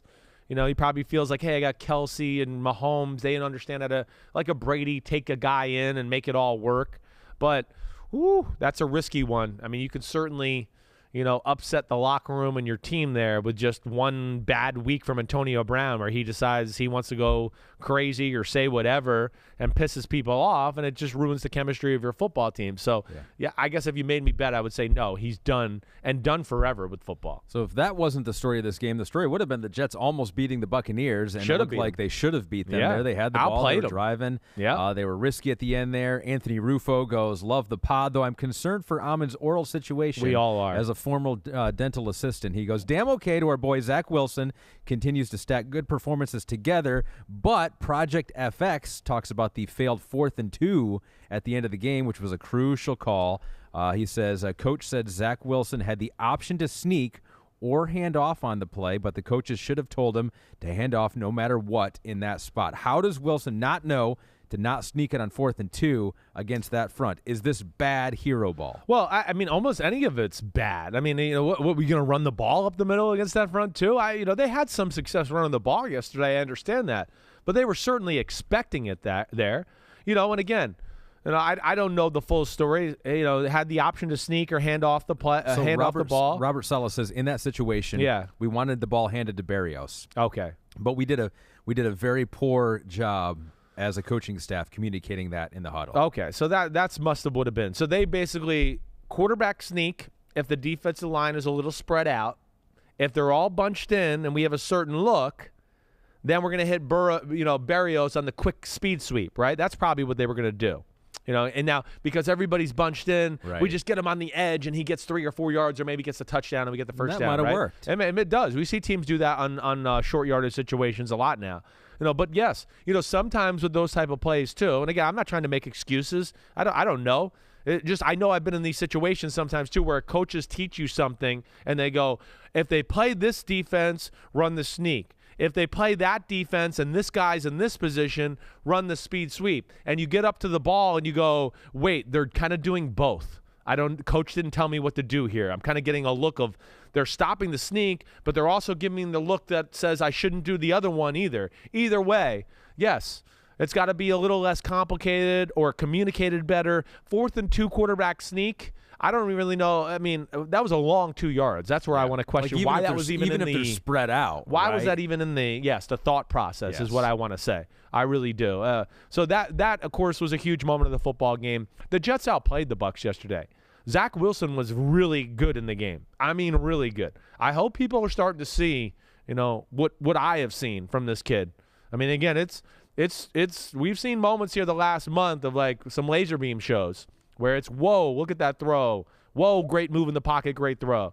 That was great. But then the other thing I want to just say, a little bit like the Chiefs-Bengals game is, you get down in this situation. Brady's got the ball. We know how awesome he is in those situations late in the game. But why are we playing a defense where, we're just basically just going, get 5-yard completion, get 6-yard completion. You have no timeouts. Do that. Why are we playing a defense that we're like, kind of being semi-aggressive to stop the 8 or 10-yard completion, but going to give you a chance to hit the end zone, touchdown, game winner? Yeah. That's where I don't get it at all. Safety obviously made a bad play. I felt like they were trying to play, what we call like, some people call it palms, where it's quarters coverage, Ahmed, for all the listeners out there. It's 4 across. But, all right, let's say you have 2 receivers to the right, right? And tell me if I'm explaining this the right way that you're following me. 2 receivers to your right, it's quarters coverage. Each guy has their quarter, right? But there's a rule where, like, if the inside receiver of the 2 receivers runs an out route, now it becomes cover 2. The corner sits on that to protect the out route, and now the guy that's the safety has to get high and wide to kind of play over top of the corner in case that guy on the outside runs vertical, right? That's what it looked like what happened there. But I don't understand the defensive call. It was a great game by the Jets, and again, I think the Jets are going in the right direction, and I like what Robert Saleh is doing with the Jets. I do. I've stayed, consistent with that, and I fucking love the way Zach Wilson looks. Yeah, I really do. But that was a heartbreaking loss for them yesterday. Yeah, you were very high on Zach Wilson. You have been since the draft and since evaluating him. Not as high on Trey Lance. He did get the start for the 49ers because Jimmy Garoppolo was out with a thumb injury, and Trey Lance actually looked pretty good in the second half. Really at least. 49ers defeat the Texans 23-7. Your headline for this game, Sir Lancelot. There you go. Okay. Yeah, that was kind of like your one though. I'm taking credit for it, but it was kind of you. That was mine. Yeah. Thank you for giving me giving me that credit. That was good. It was good. So I like that a lot. Know, and so if they don't like that one, now they know to blame me for that one. Thomas Gatz TV says, you say the way that to compare the rookie quarterbacks is by comparing their wow plays. Yeah. With that thought, yes. What did you think of Trey Lance? I mean, you're right, Thomas Gatz TV. I mean, you are. Again, if you've listened to me, I've always liked the wow plays. It's all the other stuff with Trey Lance that I just went, can he play quarterback? Can he control the football? Can he not be crazy in the pocket and put himself in endangering situations? I thought yesterday he looked really good. I really did. Again, I know it wasn't perfect. Early on, they struggled a little bit, finding some consistency, moving the ball a little. They got stopped on, 2 fourth downs, 4th and shorts, I think, in the first half. One where they were kind of down there close, another one at midfield. So they had a little struggle there. But either way, even in those moments, and even after the interception, I never felt like the game was too big for him. He never looked like he was panicked or flustered. And the biggest thing, Ahmed, is he controlled the football for the most part of the day. It wasn't perfect. Still not perfect spirals and all that, and that's fine. It might never be. It doesn't matter. But where he was aiming, the ball generally went. And added on top of that, throwing balls with the appropriate pace, right? How many times did we say early on in the year or in too hard, too high? Right. Like, I mean, hey, that ball was on target, but it was 170 miles per hour, and the guy's 7 feet from you. You can't throw it that hard. Yeah. I know it's a drop, but it's not really a drop. I didn't see that yesterday.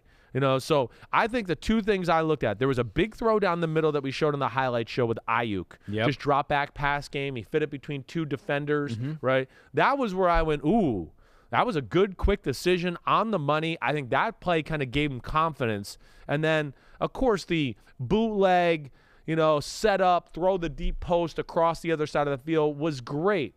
And I just felt like he shortened his motion a little bit and had control of the football, and I was impressed to see, the growth in his game. Yeah, and it was a totally different game plan, it seemed like, for throwing the football compared to what Jimmy Garoppolo is. And if you're watching YouTube or on Peacock here, you see Trey Lance going down the field. You see Jimmy Garoppolo all closer to the line of scrimmage. Now, Lance averaged the most air yards per attempt, threw for the most yards on 10 or more air yard passes by a 49ers quarterback in a game over the last 3 seasons. That's amazing. First off, different game plan. This was Jimmy Garoppolo last week. Yeah, leave this up here for a second. First off, it's easier and less risky to play it the way Trey Lance is playing it. It is. Throwing the ball outside the numbers, less crowded people there. Throwing the ball down the field, there's less crowded people there, right? Instead of where Jimmy Garoppolo is throwing the ball, as you see here, because he does not have the arm that Trey Lance has, that's f***ing danger area. That's quarterback, like, where I look at that and go, holy shit, every time you're throwing the ball, you're going, I hope it gets through there. I hope he doesn't get hit and the ball pops in the air and it's interception. Man, that's living dangerously. It's one of my issues with the 49ers offense. You know that. I know Shanahan made a comment of like, hey, Jimmy Garoppolo, they've won, they've done a lot of things and all of that. I don't know. I just find it interesting. I do. I think we'll see Jimmy Garoppolo back. But the way Trey Lance played yesterday and all of that, they're almost more dangerous to defend the way he plays, and then they have him at quarterback. Does Kyle trust him enough? Well, does he trust Jimmy Garoppolo? Well, that's where I get back to it. That's where I was just going to, and I'm glad you led me to that. Because it's like, okay, we know Jimmy's played, but damn, Jimmy is like the most untrustworthy playing quarterback in football. He's always good for like every other game for us going, has he just started playing yesterday, or has he played like 70 games over the last 4 years? That's what it's weird to me. So, I expect him, I guess, if Jimmy is healthy, to go back to him. But I think, like, if Jimmy can't play this week and still has a broken thumb issue in the playoffs, I came away after yesterday going, I think they're going to be okay with Trey Lance. Like, they're still going to be dangerous. They are. Now, yes, you just got the trust tree. Can we trust him not to, like on the interception he threw yesterday? That's a Shanahan special. Kyle Shanahan invented that play. And everybody might go, what play are you talking about? I'm talking about the play of you fake the ball, you roll to the right. The tight end was also on the right, but he blocked down and then kind of fought his way through the line and comes back out the other side, right? You know the play I'm kind of talking about, right? Yeah, yes. Right? So everybody, there's a ton of teams that do it every week. Kyle Shanahan invented that play. And they're playing the Texans, and I'm sure it was open in practice all week, and he just threw it. It's open all the time. I'm going to throw it. And that's where he's got to learn to trust Trey Lance. I don't know if he's there or not. Either way, it sounds like things are going in the right direction. Does he trust him to beat the Rams next week, and that would give him a playoff spot if they can do that? That's what they have to do. I know. But maybe Trey Lance is changing your opinion on him a little bit, as is the quarterback for the Philadelphia Eagles. The Eagles defeat Washington, come back and win 20-16. What's your headline here? Falling for Hurts. Jalen Hurts. That's it. Are you falling for him? I respect Jalen Hurts. Always have. Turncoat Forever says, is Jalen Hurts still outside the top 40 for you, Chris? I think that's a condescending question or something there. I'm reading through that. But yes, he's in my top 40. I again, as I stated, and he goes #idiot. He didn't do that. As I said, I think the two biggest L's I've taken over the last 2 years are Davante Adams and Jalen Hurts. Certainly, Hurts. They play the right way. They do. Again, as I always talk about, he's not going to be surgical. You know, that's why sometimes it looks a little choppy, their offense, where you just go, wait, they haven't moved the ball, all that, because it's a little bit of times relying on, when's he going to make that 20-yard throw or that 30-yard throw to flip the play? It's not going to be a bunch of 5- and 8-yard completions, and we're going to just be, Tom Brady or Drew Brees and go down the field that way. That's not the way they are. But again, with the way they run the football, the way they play on that side of the ball, it's the right formula for the team they have there. And yesterday, a little sluggish at first, but, again, he's a gamer. It's 3rd and 4, scrambles, gets a first down. It's, nobody's open, gets out, understands to get his eyes down the field and find a one-on-one matchup. Let me put it in a spot where maybe my guy can go get it. They go get it. That's where he's been very good that way. He really has, and they play the right way around him. And, again, it's another guy I'd like to raise my hand and go, I'm not rooting against him. I have to give evaluations in football at times, and it's going to make people unhappy at times. I'm sorry about that. That's my job. And this is one I was wrong about, no doubt about it. Yeah, making a big play late in the game where he rolled out, scrambling, throwing downfield inside the 10-yard line. Right. Credit to Nick Sirianni first year there. Got him in the playoffs. Yes. Hey, he planted a flower, and that mother thing grew into a garden. All right. Yeah. So right? Good for Nick Sirianni. All right. He might have not won press conferences, but he won on the field. And you got to give Nick Sirianni a lot of credit. All I ever heard, and I know I said this early in the year, there's a lot of people that like the way he coaches, and I was hearing this from people down in Philadelphia. His press conferences were weird. There's no doubt about that. But what's that mean? I don't know. Not everybody's great in front of a microphone talking to the media that way. He obviously knows how to talk to his team and coach a football team. So Jalen Hurts and the Philadelphia Eagles get out of there with a win, and luckily they got out of the stadium without dying, because I think we have the video of it, Kristen. Yeah. There it is. So this is Jalen Hurts walking out of FedEx Field. There we go. There's some Eagles fans there, and now they're on the field. Oh, my God. Like, you see that video, and you're like, did anyone – is everyone okay? I know. And thank God they were. I'm like – I know. That was crazy. And then Eagles fans are like, hey, did anyone die? No. Okay, let's hug our quarterback. No, that's why they're the greatest. I mean, look at them. They're like, we're okay. We drank enough beer. We didn't even feel that. What I'm more amazed about is how we were inches away from it falling on his left leg and like breaking his ankle or his ACL. Holy crap. I know. You know, and again, I don't even know how that's possible in a modern day NFL stadium. We're building bleachers on the side over Here's here now. another view of it here. I mean, this is just whoa. Oh my gosh. I mean, that's insane. I mean, Dan I hope that guy Snyder, right there is okay. they were almost the Washington insert one of these people's football name last names for their team. I mean, still could be, right? Yeah, somebody should have played that out and be like, I'm broken. You're not hurt. You were smiling with Jalen Hurts. 5 seconds later. I broke every bone in my body. I want $7 billion from the Washington football team. We're not. We're tough. That doesn't with fall from 5 feet up, 10 feet up. No, it's not going to hurt us. Eagles, they're going to the playoffs. They're maybe going to hurt some teams in the postseason because they can run the ball. They can do some things that could cause trouble for any playoff team. The Saints, I don't know if they're going to get there. They got to have some things go their way. But they do get the win over the Panthers, 18-10. Your headline for this game is, Chris? Let my Cameron go. I have no idea what that's from. When Cameron was in Egypt's land. I don't even know the full song. It's Ferris Bueller, though. Remember Cameron? Have you seen Ferris Bueller? I did, but a long time ago. Holy and I don't shit. remember it. Holy had a day off. shit. I get it. Holy shit. Didn't go to school for that day. Gosh. It was I a get great the gist of it, yeah. He's in his room. It's like a cold museum of a room. He thinks he might be dying.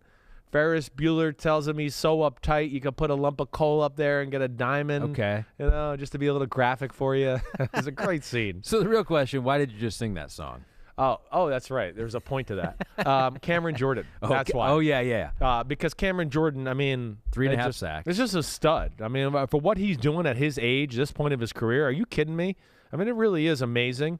We saw him dominate 3 weeks ago against the Bucs in the Sunday night game. You know, and then this performance there yesterday, ugly game. Offense took a little while to get going. Bunch of field goal drives by the Saints. You know, Carolina moved the ball in the opening drive, had another drive, you know, in the first half. But after that, it was just the Saints' defense suffocating the Carolina Panthers. They had no other answers, nothing to do there. And Taysom Hill and Alvin Kamara and company didn't make any mistakes. Carolina's defense is still good and talented. It was hard work for them. But, you know, they made it happen, and it was a gutsy, tough win for the New Orleans Saints. Yeah, Taysom Hill versus the Blitz had 137 yards and a touchdown on 8 of 11 passing. They didn't do much. They got a touchdown to Kamara. They held the running game, did the Panthers of the Saints. They held that running game in check for the most part. But the Saints can still get there. They can clinch a playoff berth with a win at Atlanta and a San Francisco loss at the Rams, so that could happen. It's crazy. It really can. Now, I mean, of course, they could lose to Atlanta in Atlanta, too. But, yes, it's just it's funny. I view the 49ers as a better team than the Saints. I do. It's coming down to this. It is. You know, hey, unfortunately, the 49ers lost some games this year that they should not have lost. You know, that would be one thing I would say for sure. But I think it speaks to, hey, some of the issues the Saints have had to overcome this year, the quarterback, Taysom Hill, COVID, all of that stuff. Just, again, I think speaks to Sean Payton, how special of a coach he is. And, man, that defense is special. And, of course, Carolina's offense sucks, as we know. Yep, They've sucked pretty much the whole year after week 3, and everybody saw what they're doing. And just a total disaster on that side of the ball. Pretty depressing to watch that offense try to play football. No there. chance. But that is Give Me the Headlines presented by Hyundai. 2 more games. Pete goes last but not least, and he goes, actually, it is least. The Seahawks defeat the Lions. A lot of points in this game, 51-29. Russell Wilson goes out there, balls out, 3 touchdowns to DK Metcalf. Rashad Penny goes off for 170 yards. Lions kept it interesting. Amon-Ra St. Brown, I like him. I think he might be a piece for the future. Yeah, no, he is. But was this it?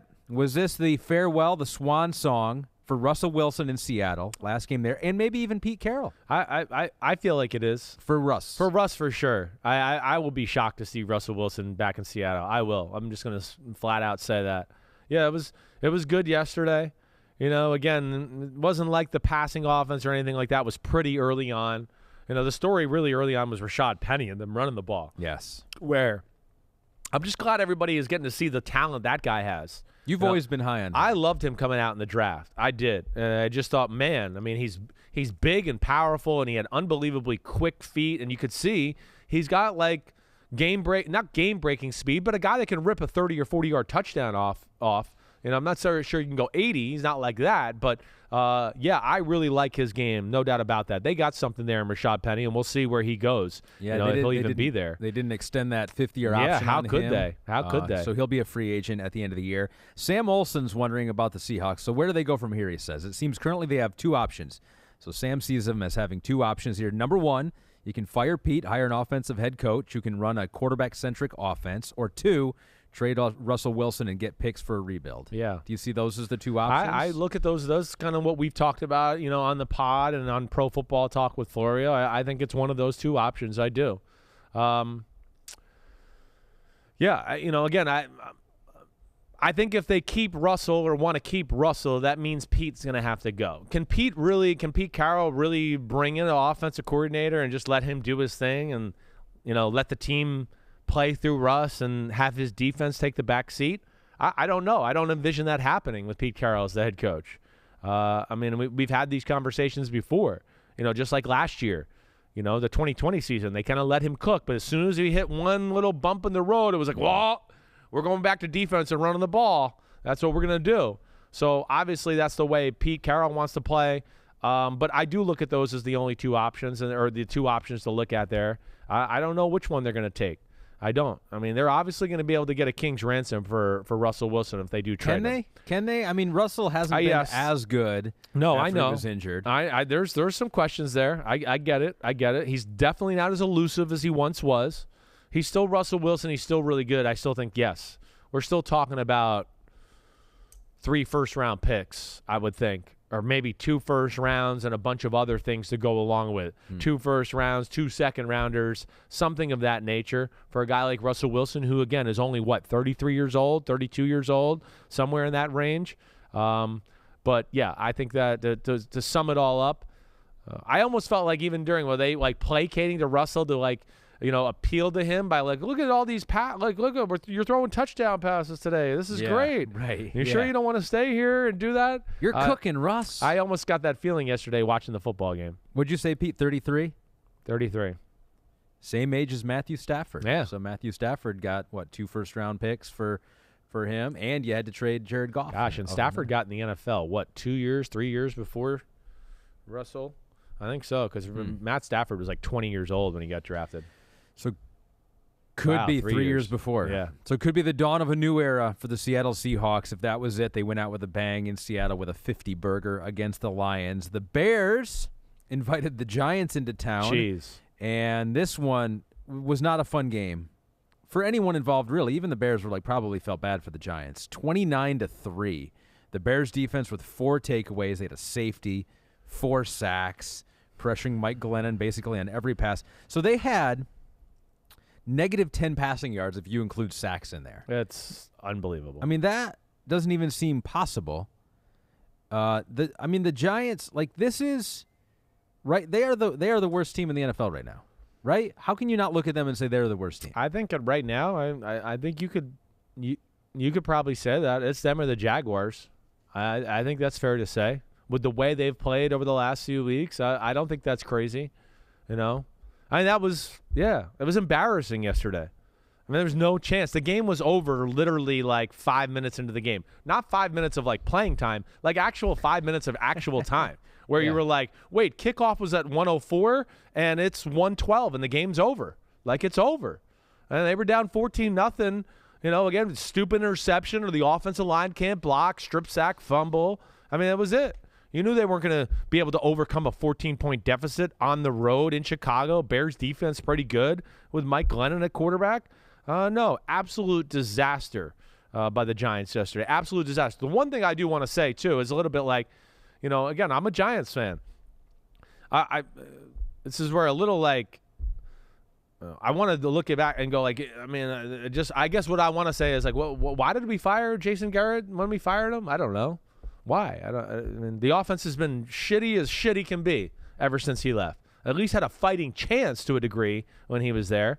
But yes, it's total issues. Not a good look for the Giants right now, and disappointing as a Giants fan. And Joe Judge had an 11-minute rant after the game. Hey, I don't think get this. We have a portion of it, Pete.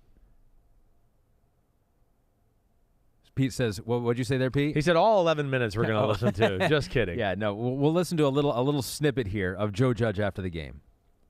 I can tell you we got more here who are going to be free agents next year, all right, who are in my office every day begging to come back. I know that. Okay, I know that. Or players that we coached last year that still call me twice a week talking about, how much they wish they were still here and they're getting paid more somewhere else. All right, so that just that little bit right there seems hard to believe. Like how many NFL players are calling their former coaches twice a week, period? Like how often does that happen? I don't in the NFL? know. How often do you talk as a coach with former players? I would find that to be few and far between. Maybe some text messages with a select group of guys that you had like a real relationship with.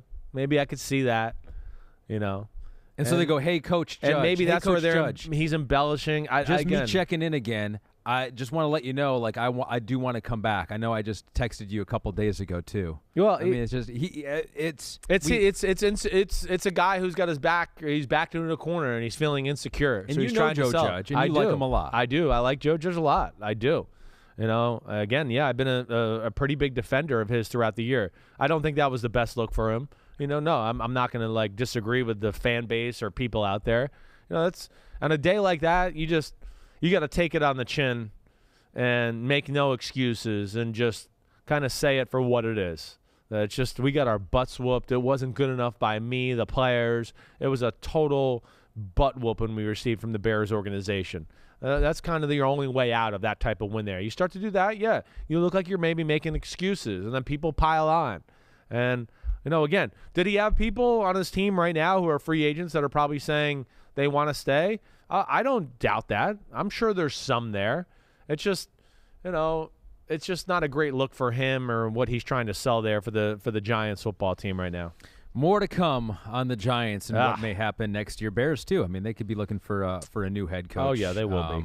But that was the last game for a reason, right there. And now it's time to say goodbye to some teams. Some teams officially eliminated from the postseason. 1, 2, 3, 4, 5, 6. And the only way we do that here on Christmas, you had to write 6 poems? Exactly. I wow. know, right? When did you get started? I did some over the break. You did? I anticipated a couple anticipated of them?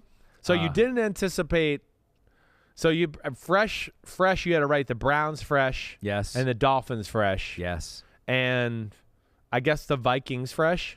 Vikings was fresh. Fresh. I did the Falcons before.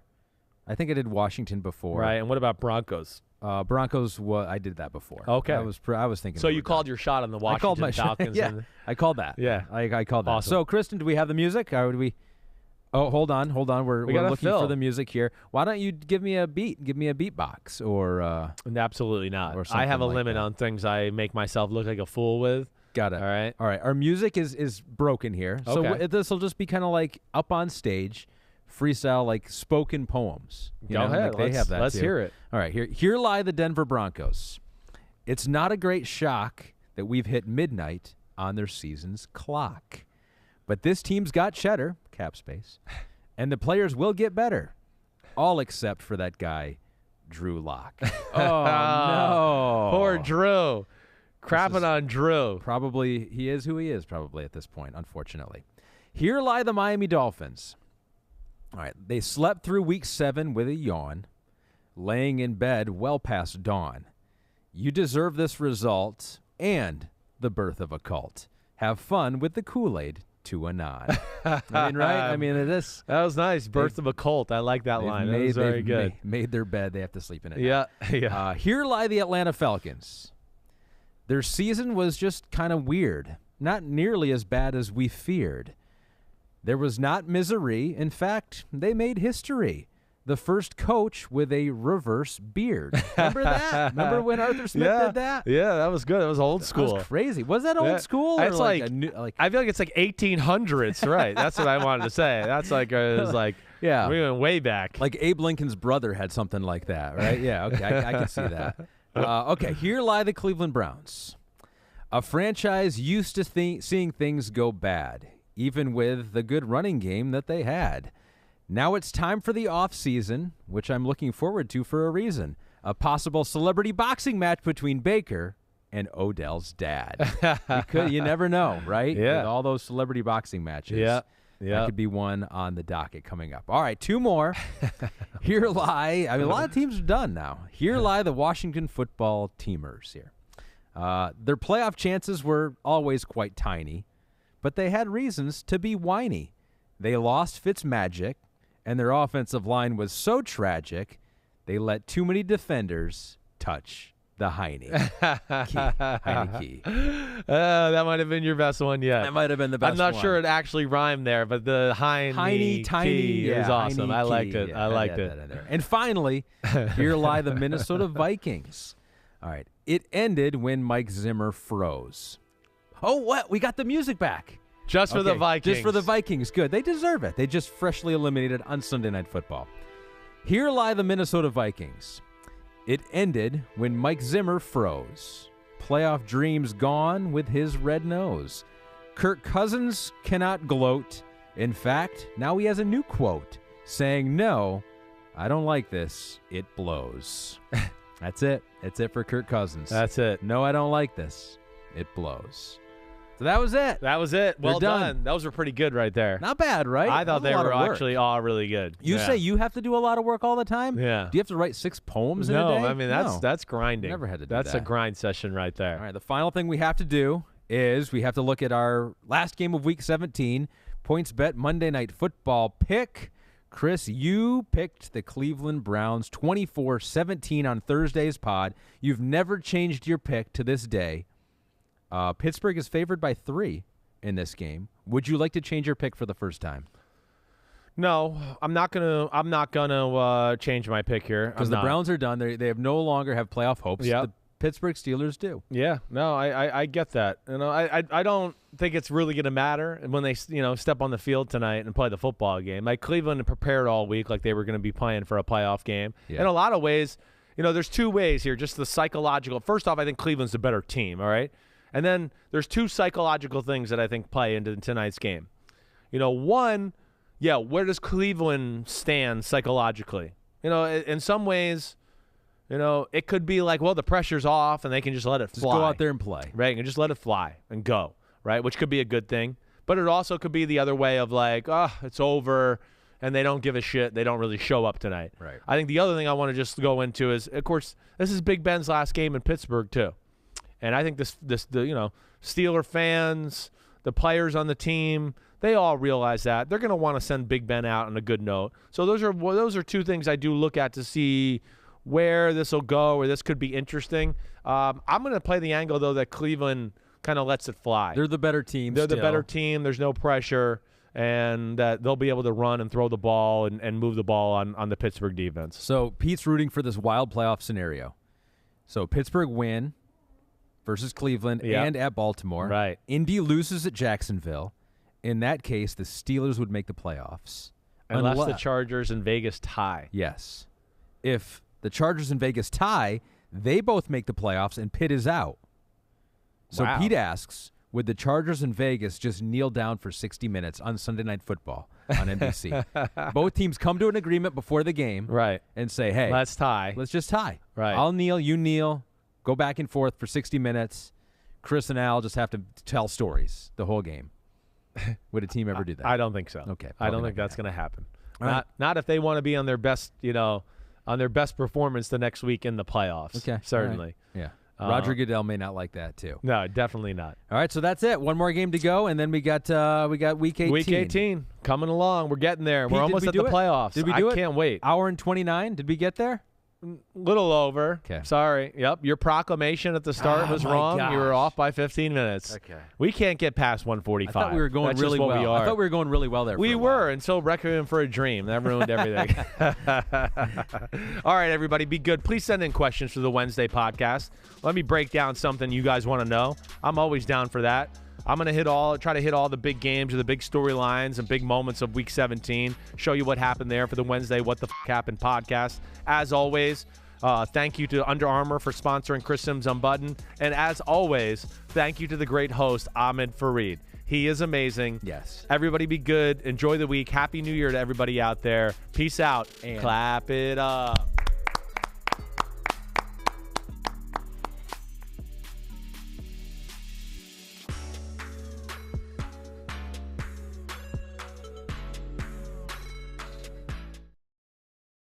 Hi, I'm Mike Tirico, and thanks for watching. Make sure to hit subscribe for the latest news and highlights from NBC Sports.